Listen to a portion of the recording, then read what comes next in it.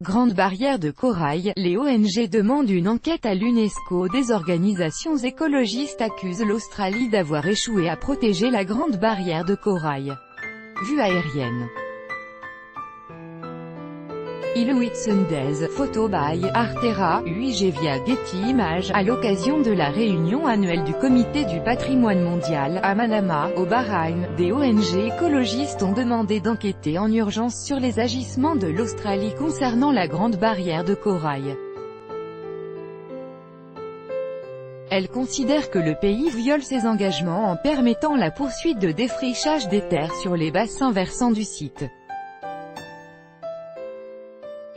D'après les organisations Wilderness Society, WWF Australia, l'Australian Conservation Foundation et l'Australian Marine Conservation Society, 36 000 hectares de forêts anciennes doivent être rasés dans les bassins versants du récif corallien.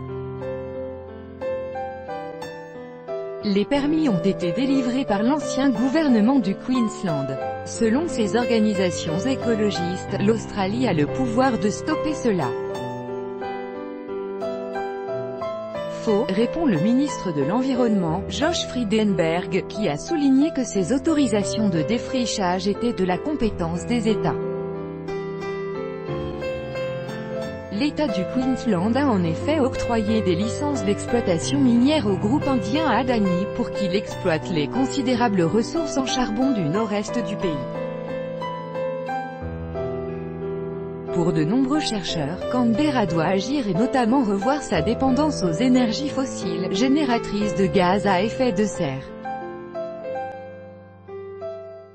Le gouvernement a débloqué en janvier dernier 39 millions d'euros pour lutter contre une étoile de mer dévoreuse de corail, un geste jugé insuffisant pour les écologistes.